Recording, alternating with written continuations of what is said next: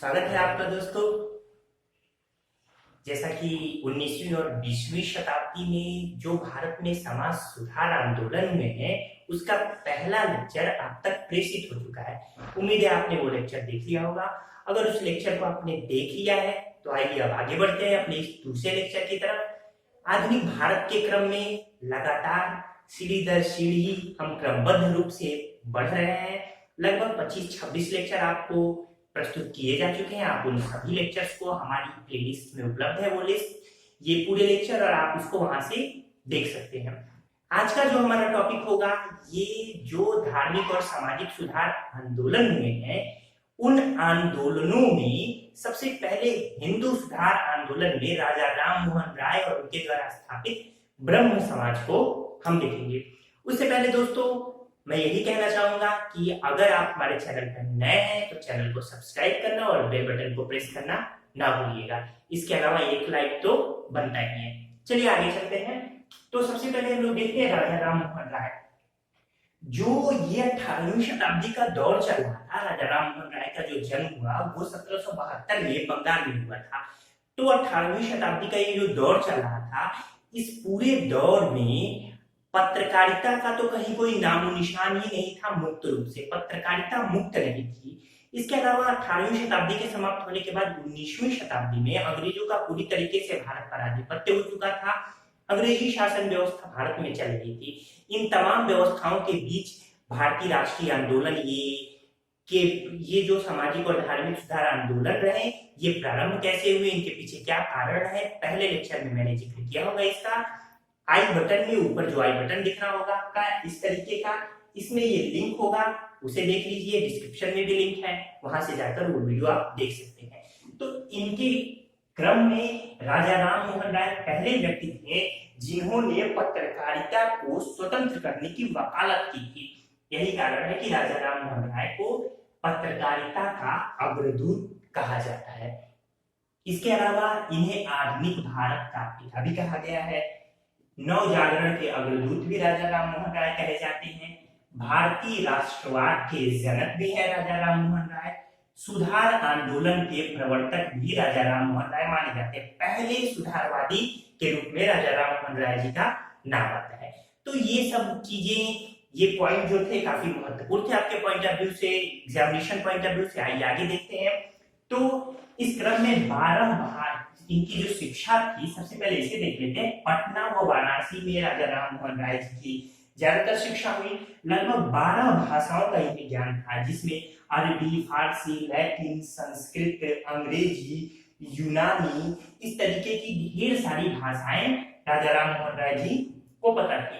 यानी बहुत बड़े विद्वान भी ये थे। इसके बाद 1809 में इन्होंने अपनी एक पुस्तक लिखी जो कि फारसी भाषा में लिखी, जिसका नाम है, बड़ा महत्वपूर्ण है, तुहफात उल मुहाद्दीन। याद रहेगा, तुहफात उल मुहाद्दीन।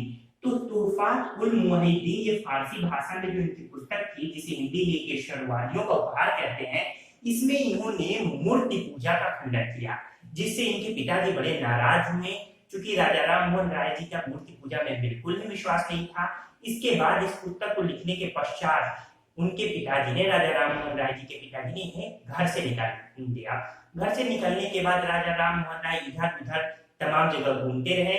अंततः इन्होंने ढेर सारी शिक्षाएं भी अर्जित की, यानी अपनी जो वो मानवतावाद और तर्कवाद, तर्क बुद्धिवाद और मानवतावाद पर जोर दिया करते थे। तो इन भ्रमण के दौरान इन्होंने अपनी तर्क बुद्धि और मानवतावाद के आधार पर या के जरिए ढेर सारी अन्य शिक्षाएं भी ग्रहण की।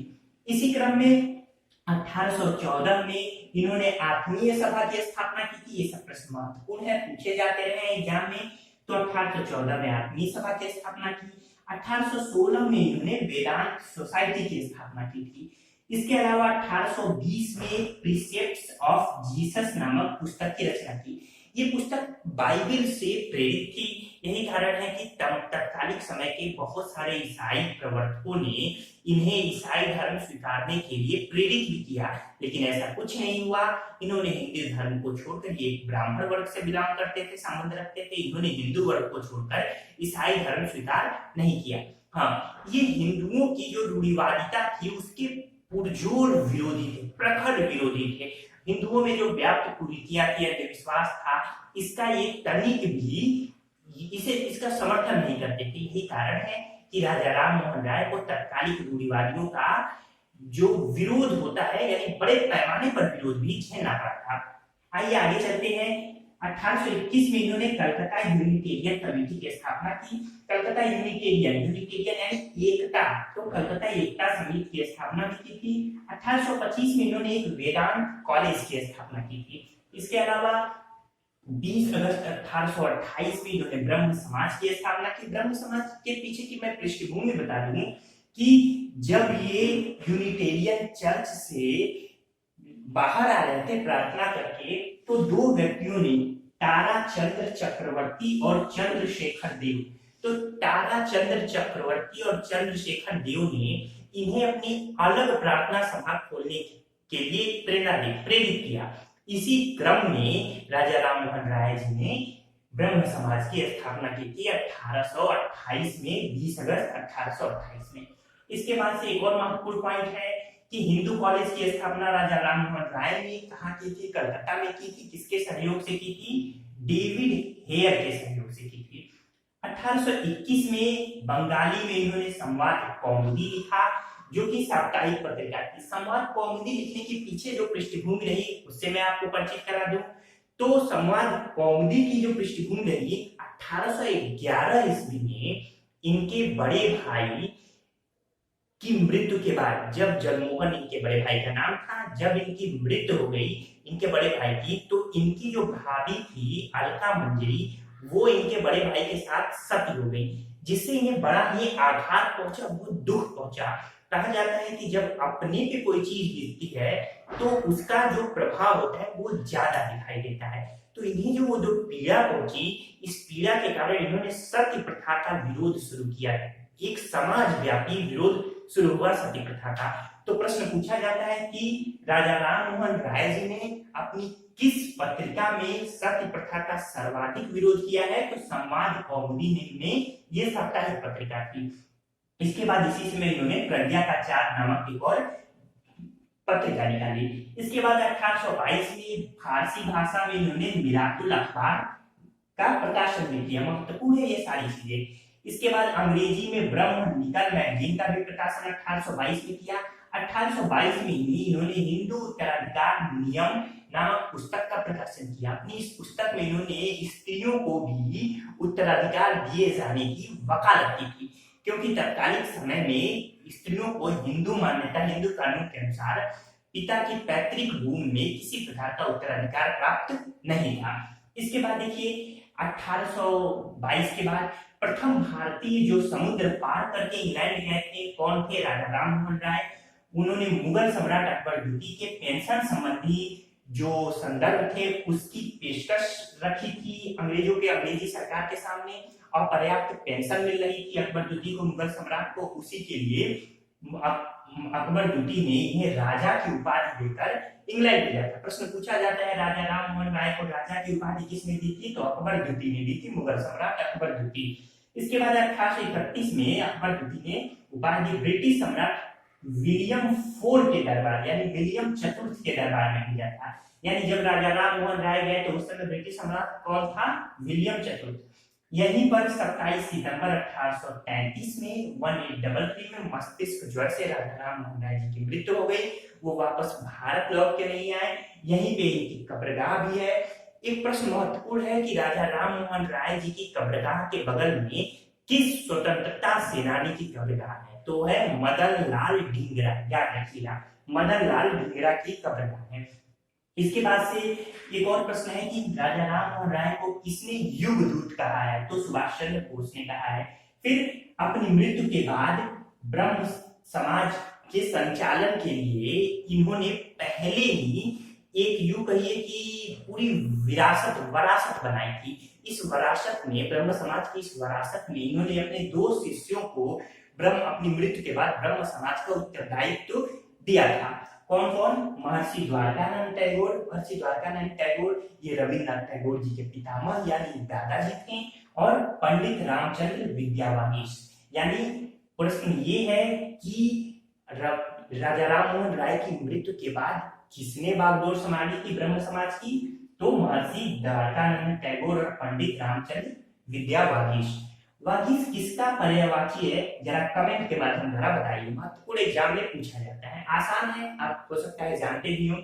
चलिए, तो इस तरीके से ये पत्रकारिता के अग्रदूत राजा राम मोहन राय जी के संबंध में सारी बातें हो गई। एक और प्रश्न महत्वपूर्ण है कि राजा राम मोहन राय जी ने मूर्ति पूजा से संबंधित प्रश्नों पर किसके साथ शास्त्रार्थ किया था? तो मद्रास के एक विद्वान थे सुब्रमण्यम शास्त्री। तो सुब्रमण्यम शास्त्री के साथ शास्त्रार्थ किया था, याद रहेगा। चलिए, अब आता है कि राजा राम मोहन राय जी ने जिस ब्रह्म समाज की स्थापना की, उस ब्रह्म समाज की पृष्ठभूमि देख लेते हैं। यहाँ से भी प्रश्न पूछे जाते हैं।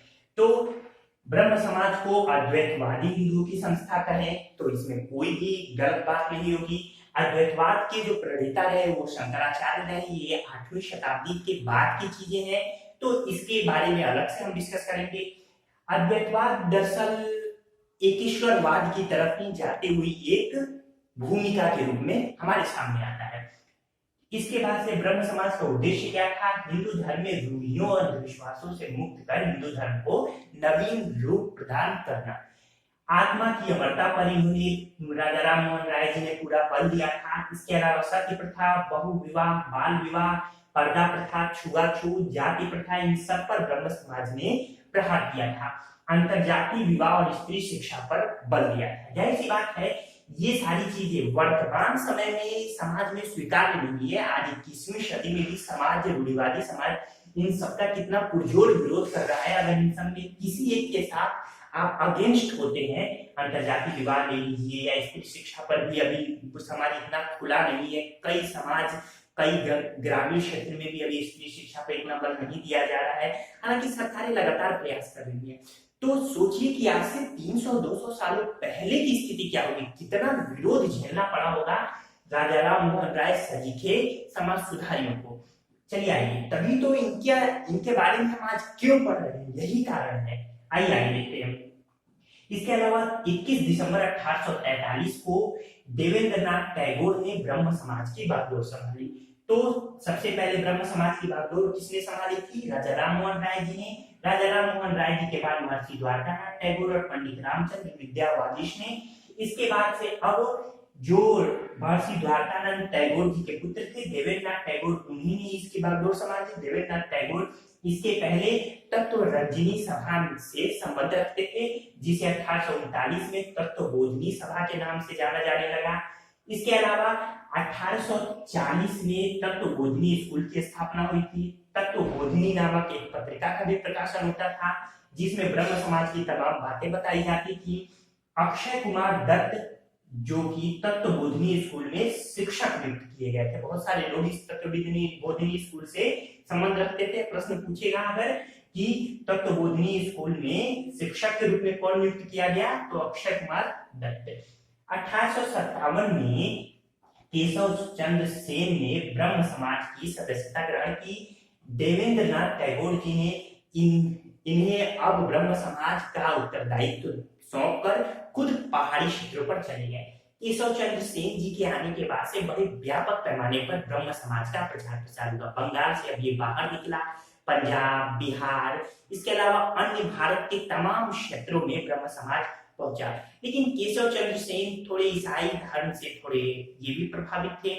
इसके अलावा ये काफी उदारवादी प्रवृत्ति थे, तो इन्होंने ब्रह्म समाज में अन्य धर्मों, ईसाई, पारसी, इस्लाम, इसका भी प्रवेश यानी इसकी किताबों का भी प्रवेश सुनिश्चित करवाया, जिससे अब चूंकि ब्रह्म समाज हिंदू धर्म से संबंध रखता था, लेकिन अन्य धर्मों की व्याख्या भी अब ब्रह्म समाज में की जाने लगी, जिससे अब देवेंद्रनाथ टैगोर ने अपने वीटो पावर का प्रयोग किया। वीटो पावर यानी अभी भी संचालक की मुख्य भूमिका में यानी मेन लीडर के रूप में तो यही थे।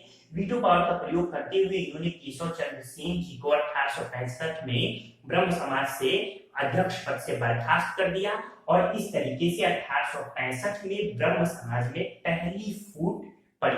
ब्रह्म समाज दो भागों में बटा, एक ब्रह्म समाज जो पुराना वाला था उसे ब्रह्म समाज, और दूसरा आदि ब्रह्म समाज जिसे हम ये भारतवर्ष ब्रह्म समाज भी कह सकते हैं। इसका नेतृत्व केशव चंद्र सेन जी ने किया। 1866 में 66 में आर्य ब्रह्म समाज की केशव चंद्र सेन ने स्थापना की थी। केशव चंद्र सेन जी ने इंडियन मिरर नामक एक दैनिक समाचार पत्र का प्रकाशन भी किया। प्रश्न महत्वपूर्ण है, अंग्रेजी का प्रथम भारतीय दैनिक कौन था? तो इंडियन मिरर, जिसके संपादक कौन थे? तो केशव चंद्र सेन। केशव चंद्र सेन जी लगातार भारत में जो ये अंधविश्वास या फिर इस तरह की भावनाएं जो भी समाज में फैली हुई थी, उनको दूर करने के लिए लगातार प्रयासरत रहे। इन्हीं के प्रयासों से 1872 में ब्रह्म मैरिज यानी विवाह एक्ट भी पारित हुआ था। इसमें बाल विवाह और को अमान्य घोषित किया और विधवा विवाह को मान्यता दी गई थी। लेकिन एक ऐसा प्रसंग भी आता है जब केशव चंद्र सेन खुद अपनी 13 वर्षीय यानी नाबालिग पुत्री का बाल विवाह करिए तो पुत्री का विवाह कूच विहार के राजा से कर देते हैं। जब ये बातें आपकी तरफ फैलती हैं तो इनका कहना ये था कि कभी कभी कुछ काम ईश्वर की मर्जी के अनुरूप अपने आप खुद ब खुद हो जाते हैं। इस तरीके से 1878 में अब ब्रह्म समाज में दूसरी फूट पड़ती है और साधारण ब्रह्म समाज की आनंद मोहन जी द्वारा स्थापना होती है। तो इसकी भूमिका भी मैंने पहले लेक्चर में बता दी थी। तो इस तरीके से 1874 में अंतिम समय में केशव चंद्र सेन की मृत्यु हुई।